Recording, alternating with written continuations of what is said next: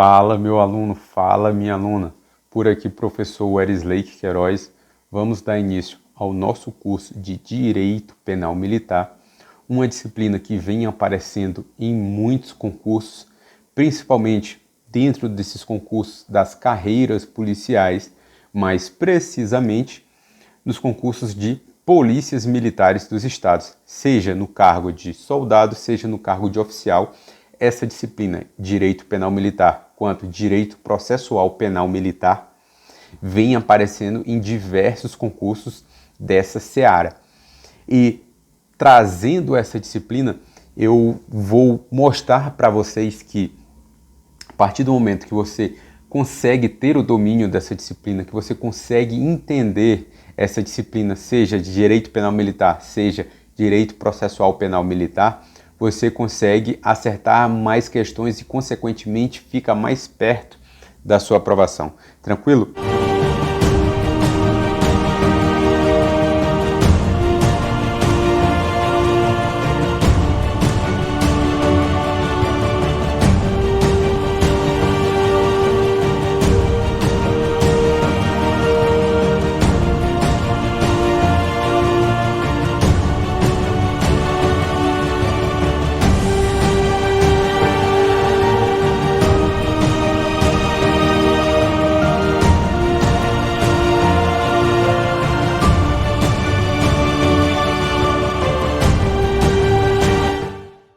Videoaula, e vocês vão perceber que eu não vou usar muitos termos juridiquês, porque eu gosto da simplicidade.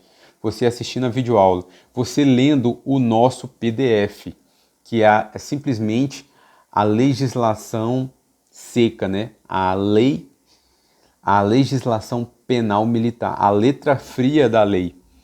E bem como fazendo exercícios complementares, vocês vão perceber que você vai passar em qualquer prova que tenha direito penal militar e direito processual penal militar, porque um vai complementando o outro. Ah, professor, em relação à súmula e jurisprudência, eu devo me preocupar? Não.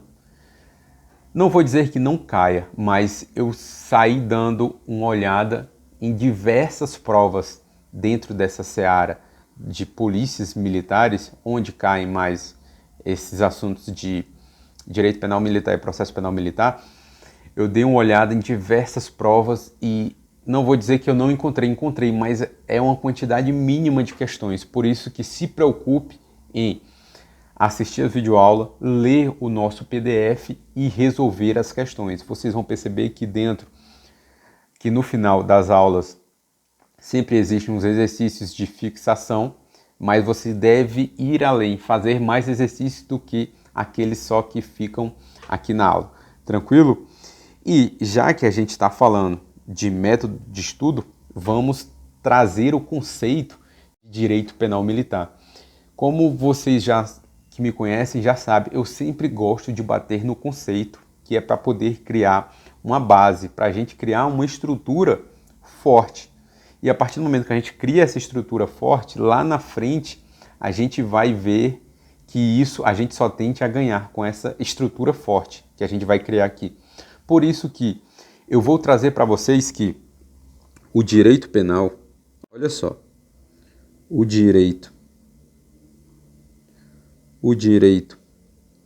penal,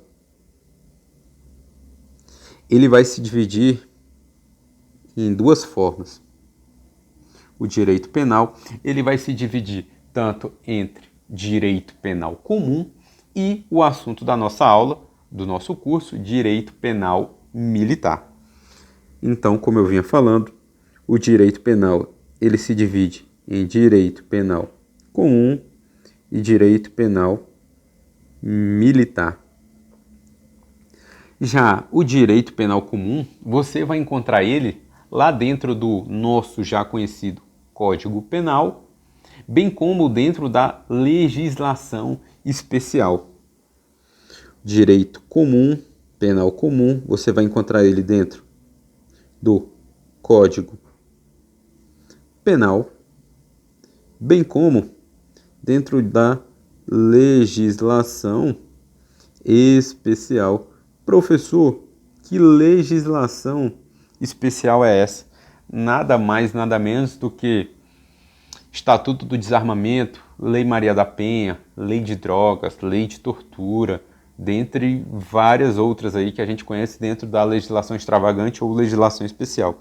Já o direito penal militar, ele tem a previsão dele lá no Código, olha só, Código Penal Militar.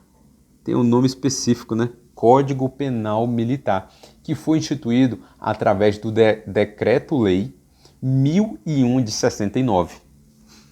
Decreto-Lei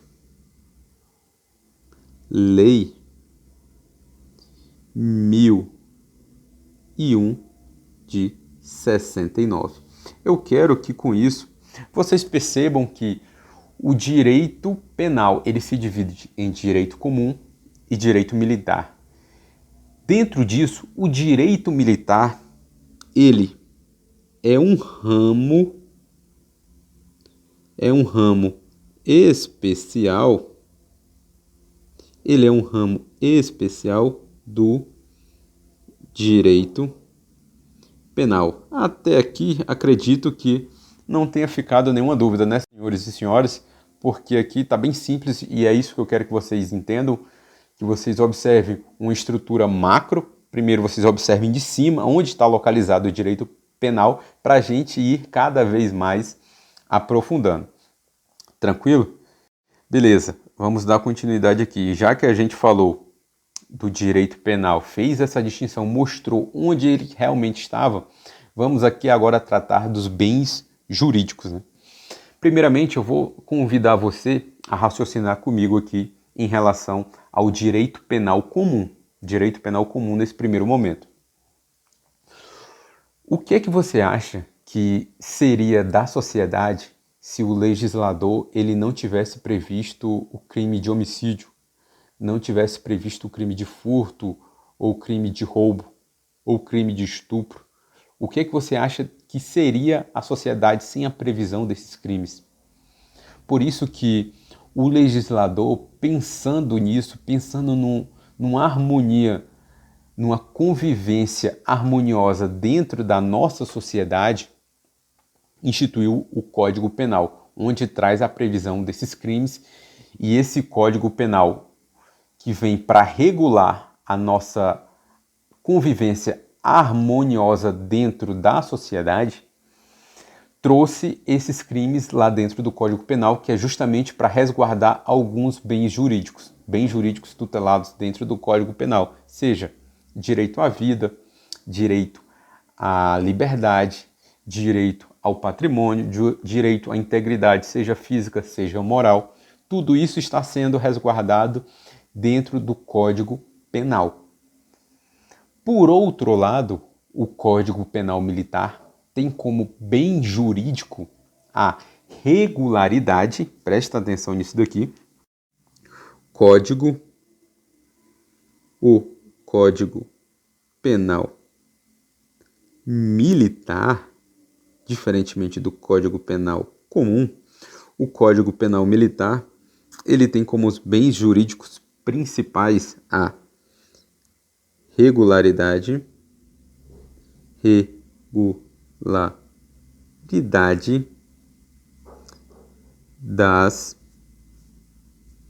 regularidade das instituições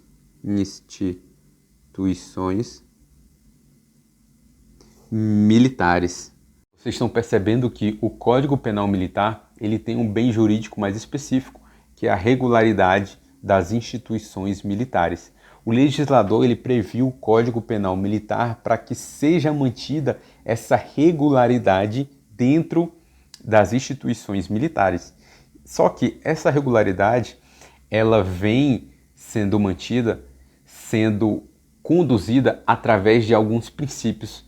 Esses princípios eles são observados, são considerados basilares dentro da seara militar, principalmente esses dois princípios, que é a hierarquia e a disciplina, que são os princípios basilares da seara militar, dentre outros como autoridade, o dever e o serviço militar. Todos esses são princípios que devem ser respeitados dentro da seara militar para que se consiga resguardar esse bem jurídico militar, que é a regularidade das instituições militares.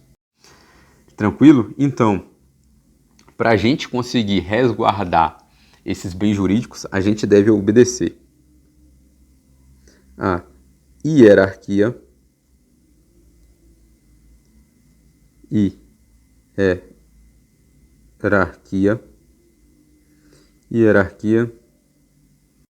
disciplina.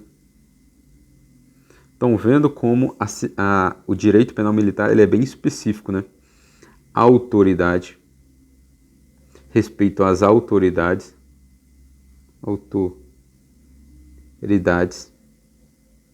respeito ao dever e serviço militar. Olha só o que a gente falou até aqui.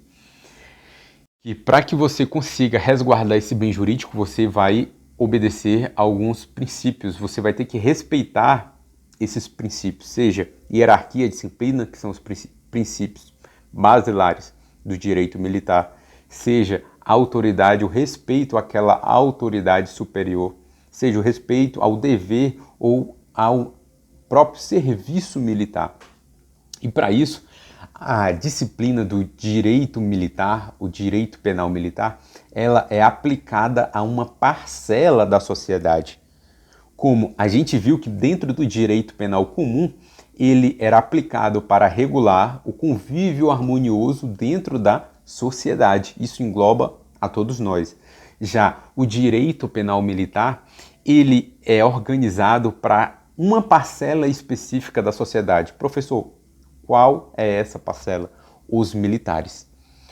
O direito penal militar ele vai regular a atividade das instituições militares, mais precisamente a atividade dos militares, para que a gente consiga manter essa regularidade das instituições militares. Deu para compreender? Já que a gente está falando dos militares, a gente precisa fazer uma distinção, porque bem sabemos que existe militar do Exército, existe militar da Polícia Militar, existe militar do Bombeiro Militar. Para isso, eu trago essa distinção, para a gente, antes de adentrar no tema propriamente dito, ter essa definição bem separada dentro da nossa cabeça, que são as Forças Armadas e as Forças Auxiliares. As Forças Armadas, você encontra a previsão lá no artigo 142 da Constituição Federal, que traz a previsão das Forças Armadas. 142 da Constituição Federal de 88. Já as Forças Auxiliares têm a previsão lá no nosso já conhecido artigo 144 da Constituição Federal de 88. Olha só, eu disse para vocês que os militares eles são divididos entre forças armadas e forças auxiliares.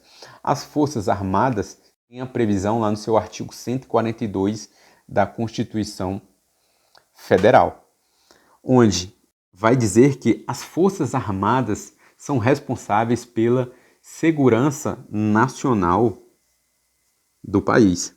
As forças armadas são responsáveis pela segurança nacional do país.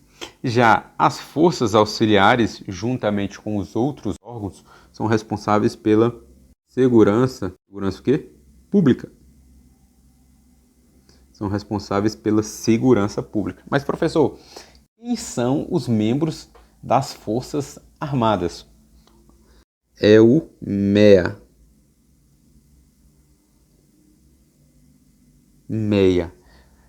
Marinha, Exército e Aeronáutica. Professor, por que o senhor não colocou? Dava para botar mãe, né?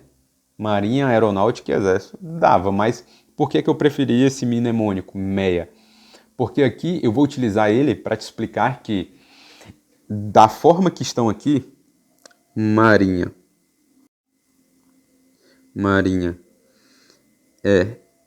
Exército e Aeronáutica, Marinha, Exército e Aeronáutica, eles estão divididos em uma ordem de precedência. Professor, o que é isso? É simplesmente quem chegou primeiro, né? Quem veio primeiro. Primeiramente veio a Marinha, em seguida Exército e por último a Aeronáutica. Eu vou te contar uma historinha para você entender e não precisar decorar. Da forma que o Brasil ele foi descoberto, ele foi explorado, os estrangeiros eles ocuparam primeiro o litoral. A gente tem uma vasta área litorânea e sentiu-se a necessidade de criar uma força responsável para defender o nosso litoral, o litoral brasileiro, de forças estrangeiras que poderiam vir a contra-atacar. Por isso que foi criado primeiramente a Marinha. Com o passar do tempo e a devida colonização do Brasil, onde aqueles povos que estavam ocupando toda a margem litorânea do país começaram a adentrar para o interior do Brasil, do território nacional, sentiu-se ali uma necessidade de criar uma força terrestre, um exército. Por isso que o exército surgiu depois da Marinha. Veio a Marinha pela defesa ali do litoral, depois com a colonização, o avanço ali da população, do povo nas explorações, na colonização para o interior do território nacional, sentiu-se essa necessidade, criou-se o Exército. E com o advento da tecnologia, com as novas descobertas, surgiu o avião. E por isso, e por último também, surgiu aí a aeronáutica. Tranquilo? Deu para entender? E o que é que eu vou te dizer mais em relação a esses órgãos? Marinha, Exército e Aeronáutica. Eu vou te dizer que eles são instituições nacionais, ou seja, abrangem todo o território nacional. São instituições nacionais e permanentes, ou seja, que não podem ser extinguidas. Instituições nacionais e permanentes responsáveis pela defesa da pátria, e pela garantia dos poderes constitucionais. Vamos colocar isso aqui. Marinha, Exército e Aeronáutica são instituições nacionais,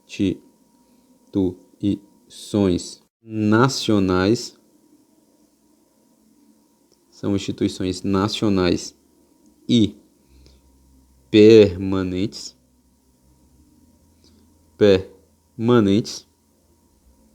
que são responsáveis pela defesa do quê? Defesa da pátria e garantia dos poderes constitucionais. Olha só o que eu acabei de falar para vocês. Que Marinha, Exército e Aeronáutica são responsáveis por manter o nosso país seguro. Isso aqui não é novidade para ninguém. E eles também são responsáveis pela garantia dos poderes constitucionais. E isso está onde, professor? Lá dentro do artigo 142 da sua Constituição Federal. Beleza? Já agora, dentro das forças auxiliares, encontramos polícia militar e bombeiros militares. As polícias militares e bombeiros militares. Olha só o que são as forças auxiliares. Porque E essas forças auxiliares fazem parte dos órgãos de segurança pública. Se a gente pega lá o artigo 144 da Constituição Federal, a gente vai ver todos os órgãos responsáveis pela segurança pública, seja Polícia Federal, Polícia Rodoviária Federal, polícias civis, polícias militares, bombeiros militares e, por último, mas também não menos importante, polícias penais. Vocês vão perceber que as polícias militares e os bombeiros militares estão elencados lá dentro do artigo 144 como forças auxiliares. E eles são responsáveis, eles são o braço armado, o braço militar dos estados. Ou seja, cada estado, juntamente com o Distrito Federal, tem sua polícia militar. E bombeiro militar também, né?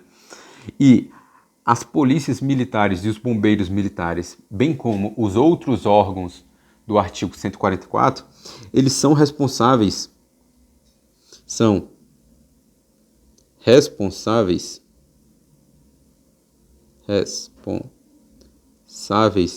pelo quê? Pela preservação, olha só, preservação. Isso daqui você vai encontrar lá dentro do seu artigo 144. Preservação da ordem pública. Eles têm que manter a ordem pública. Preservação da ordem pública. E o que mais? A incolumidade. Preservação da ordem pública e da incolumidade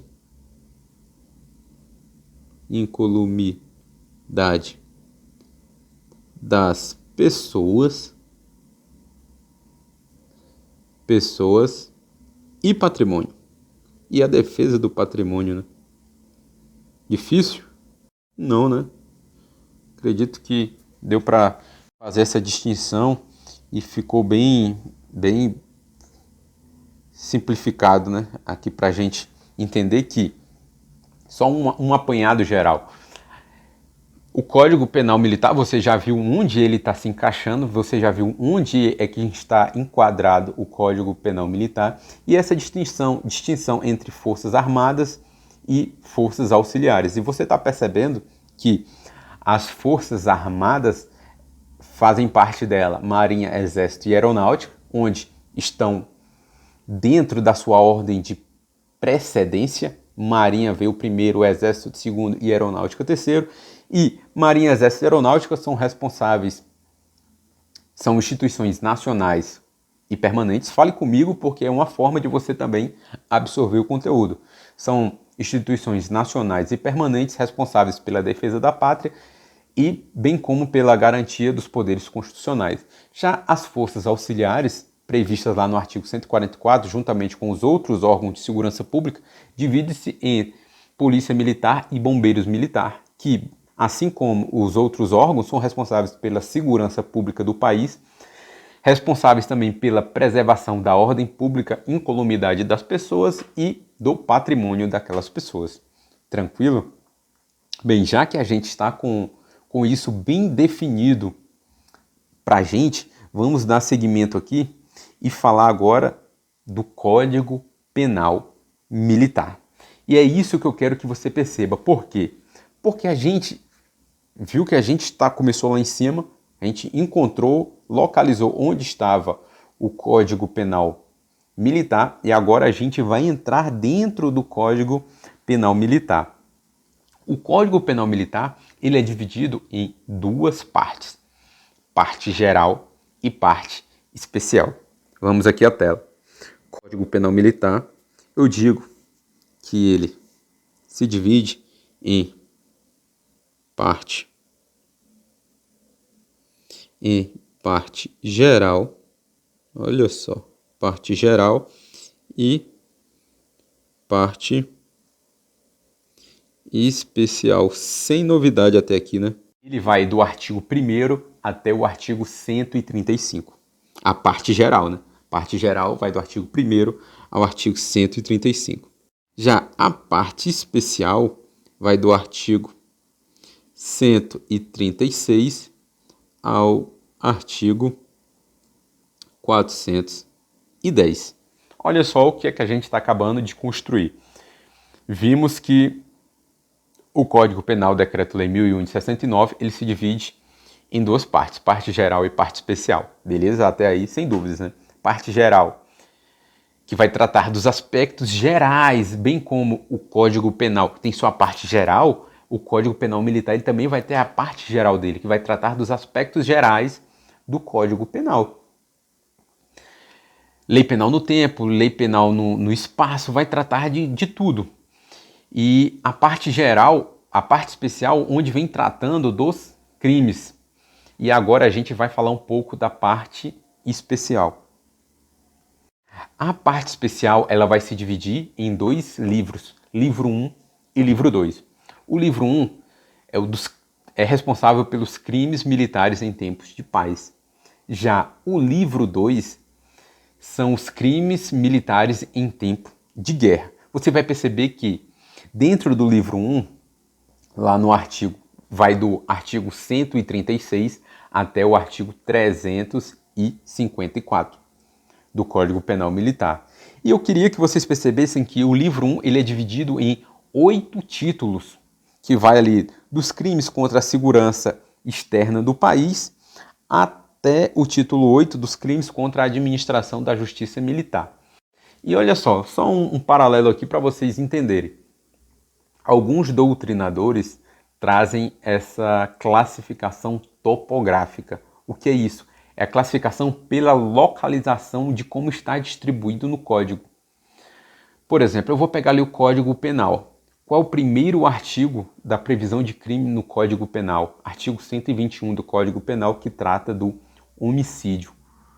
Olha o que foi que o legislador ele considerou importante para colocar como primeiro artigo, o direito à vida, né? Resguardando um direito à vida, um direito tão importante. Já aqui, se a gente tem essa visão, o Código Penal Militar, ele já traz como uma das principais importâncias dentro aqui do título 1, ele não traz nada em relação à vida. Ele fala dos crimes contra a segurança externa do país. É justamente a questão de segurança nacional, por isso que ele vem ali elencado no primeiro título. Beleza? Professor, mas e aí? É muita coisa. É como eu falei, a gente vai bater todos os pontos aqui do seu edital. Mas aí, o que é que eu quero que você dê uma atenção maior? Se no seu edital vier todos esses artigos previstos aqui no Código Penal Militar, eu quero que você dê uma atenção maior para o título 2, título 3 e título 8, que são ali os principais pontos que são cobrados em provas, pelo menos nesses últimos tempos, são desses títulos aqui, título 2, título 3 e título 8, que você dê uma olhada com um carinho maior, dê uma olhada especial para esses títulos, tranquilo? E eu vou te dizer qual é a importância dele, principalmente o título 1, ou melhor, o título 2 e o título 3. Porque eles são crimes, já a gente vai ver isso mais à frente, mas já para adiantando. A maioria dos crimes previstos no título 2 e título 3 são crimes propriamente militares, que são aqueles crimes que só têm a previsão aqui dentro do Código Penal Militar. Diferentemente do furto, que tem a previsão dentro do Código Penal Militar, e no Código Penal, que são chamados crimes impropriamente militares. Mas isso aí a gente vai ver mais à frente. Mas eu queria que você desse essa atenção especial a esses dois títulos, título 2, título 3 e título 8. Tranquilo? Isso é o livro 1, dos crimes militares em tempos de paz. Vamos aqui agora, dentro ainda da parte especial, falar dos crimes militares em tempo de guerra. Você vai perceber que ele se divide ali do artigo 355 até o artigo 408, onde ele vai tratar no título 1 do favorecimento ao inimigo, 2 da hostilidade e da ordem arbitrária, dos crimes contra a pessoa, dos crimes contra o patrimônio, do rapto e da violência carnal. E por último, os 2 últimos artigos do Código não tratam de crimes, são as disposições finais lá dentro do artigo 409 e 410 para fechar o Código. O que foi que a gente fez aqui? Eu mostrei para você a divisão, como é que está distribuído o direito penal militar, mais precisamente dentro do Código Penal Militar. Isso vai facilitar e muito o nosso entendimento no decorrer dos assuntos. Tranquilo? Agora, professor, isso costuma a cair em prova? Claro, sempre vai cair uma coisa ou outra ali, sempre a gente vai encontrar. Vamos ver aqui como é que isso aí pode ser cobrado em prova. Ele diz: qual documento classifica os crimes militares em tempo de paz e em tempo de guerra? Olha só, a gente acabou de ver que os crimes militares em tempo de paz e em tempo de guerra estão previstos dentro do Código Penal Militar. Professor, isso daí cai mesmo em prova? Isso aqui eu acho que é aquela questão assim, para não zerar. Ou então para derrubar aquele cara que nunca viu nada, só foi fazer a prova e seja o que Deus quiser, né? Porque a gente acabou de ver que a previsão desses crimes militares está dentro lá do Código Penal Militar. Então a gente só pode marcar como correto a letra A, que fala lá do Código Penal Militar. Tranquilo? Zero estresse. Questão melzinho na chupeta. Vamos dar aqui prosseguimento. Próxima questão. O direito penal militar é um ramo especializado, cujo corpo de normas se volta à instituição de infrações penais militares, com as sanções pertinentes voltadas a garantir os princípios basilares, como eu falei, das Forças Armadas, constituídos pela hierarquia e disciplina. Quanto ao direito penal militar vigente no Brasil, julgue a alternativa. Ele trouxe o texto, né, todo aquele corpo do texto, e agora ele vai querer que você julgue a alternativa para saber se está certo ou errado. Por se tratar de um ramo peculiar do direito, o direito penal militar não precisa de coerência com o direito constitucional vigente desde 88. Olha só o que ele está dizendo. Ele está dizendo que, por ser o direito penal militar uma parte especial do direito, um ramo diferente de direito, ele não precisa ter coerência, ele não precisa guardar a Constituição Federal. Com isso, a gente já sabe que essa questão está o quê? Isso mesmo, errada, porque nós sabemos que a Constituição Federal, dentro da pirâmide, você já deve ter ouvido falar dessa pirâmide, a Constituição Federal ela está no topo. E abaixo dela estão as normas infraconstitucionais, inclusive o Código Penal Militar, que, de uma certa forma, Código Penal Militar, que de certa forma ele tem que obedecer à Constituição Federal, ele tem que estar coerente com o texto constitucional, sendo assim, se ele for divergente, está passível de inconstitucionalidade, porque todas as normas abaixo da Constituição Federal, pelo fato dela ser norma superior, dela estar no topo, todas as normas abaixo da Constituição Federal têm que estar coerente com o seu texto, a nossa lei maior, a Constituição Federal. Tranquilo? Questão também relativamente fácil, né?